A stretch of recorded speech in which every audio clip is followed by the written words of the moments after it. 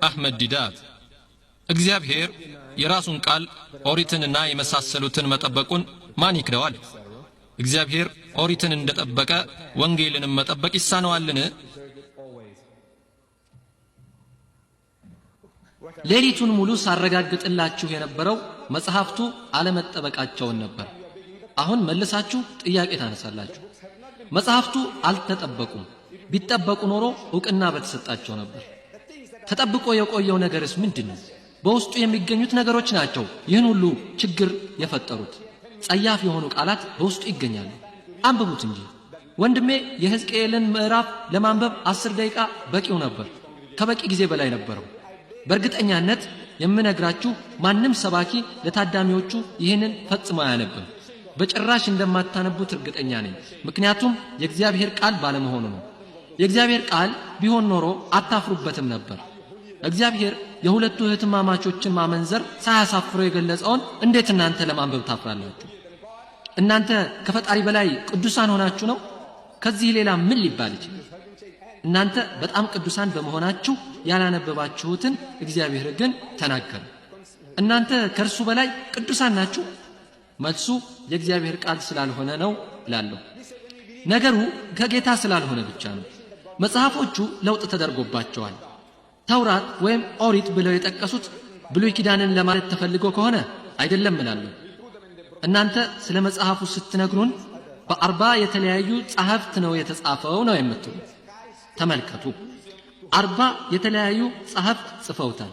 እኛ በኦሪት እናምናለን ስንል ግን የምናምነው ኦሪት ለሙሴ አለይሂ ሰላም የተሰጠውን መለኮታዊ ራእይ ማለታችን ነው። ወንድም ስዋጋርት እንዲሁ ሲያረጋግጡልን እግዚአብሔር የጻፈው ብቸኛ ጽሑፍ ቢኖር 10ቱ ትእዛዛትን ብቻ ነው ብለው ነው። እነዚህም በድንጋይ ላይ ተጻፉ የተባሉትን ቃላት ሙሴ አጥፍቷቸዋል፣ ወርውሯቸዋል፣ ተሰባብረዋል። እነዚህ 5 የኦሪት መጽሐፎች በድንጋይ ላይ ተጠርበው ቢጻፉ ኖሮና ተጠብቀዋል ብንል ዛሬ እነሱን ለማስቀመጫ ሰማይ ጠቀስ ሙዚየሞች ባስፈለጉን ነበር። ሙሴ እነዚህን የት ነው ያኖራቸው? ኦሪት ዘፍጥረት፣ ኦሪት ዘጸአት፣ ኦሪት ዘኍልቍ፣ ኦሪት ዘሌዋውያንና ኦሪት ዘዳግም፣ እነዚህን ሁሉ የድንጋይ ጥርቦች ሙሴ የት ይሆን ያቆያቸው? ሙሴ የጻፋቸው አይደሉም።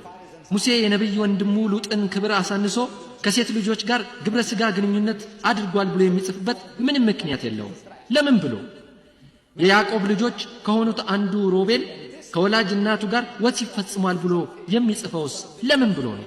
የአይሁዶች ዘር አባት የሆነው ይሁዳ ከገዛ ልጁ ሚስት ጋር መንገድ ዳር ወሲብ ፈጸመ ብሎ የሚጽፈው? ይሁዳ ወደ ተምና በጉዞ ላይ ያለ የልጁን ሚስት መንገድ ዳር አገኛትና እባክሽ ወደ አንቺ ልግባ አላት። በዚህ ጊዜ እሷ ወደ እኔ ብትገባ ምን ትሰጠኛለህ አለችው። እሱም ምን መያዣ ልስጥሽ አላት። እሷም ቀለበትህን፣ አምባርህን፣ በእጅህ ያለውን በትር አለች። እርሱም ሰጣትና ከርሷ ደረሰ። እርሷም ጸነሰች። ከዚያም ፋሬስና ዛራ የተባሉት መንትዮችን ወለደች። እነዚህ ልጆች በኢየሱስ የዘር ሐረግ ውስጥ ተጠቅሰዋል። እነዚህ በቤተሰብ መካከል በተደረገ ወሲብ የተወለዱ ልጆች የኢየሱስ ቅድመ አያቶች ተደርገዋል። ማቴዎስ ምዕራፍ 1 ቁጥር 1 ምን ይላል? የኢየሱስ ክርስቶስ ትውልድ መጽሐፍ አብርሃም ይስሐቅን ወለደ፣ ይስሐቅም ያዕቆብን ወለደ፣ ያዕቆብም ይሁዳንና ወንድሞቹን ወለደ፣ ይሁዳም ከትዕማር ፋሬስና ዛራን ወለደ። እነማን ናቸው እነዚህ? ተመልከቱ የጥቅሶችን ግንኙነት። በኦሪት ዘፍጥረት ምዕራፍ 38 ከምራት ጋር በተደረገ ህገወጥ ወሲብ የተወለዱት መንትዮች ከተከበሩ የኢየሱስ ክርስቶስ ቅድመ አያቶች ተደርገው በትውልድ ሐረጉ ውስጥ ተቀምጠዋል። እኔ ማወቅ የምፈልገው ይሄ እንዴት በፈጣሪ መጽሐፍ ውስጥ ሊገኝ ይችላል?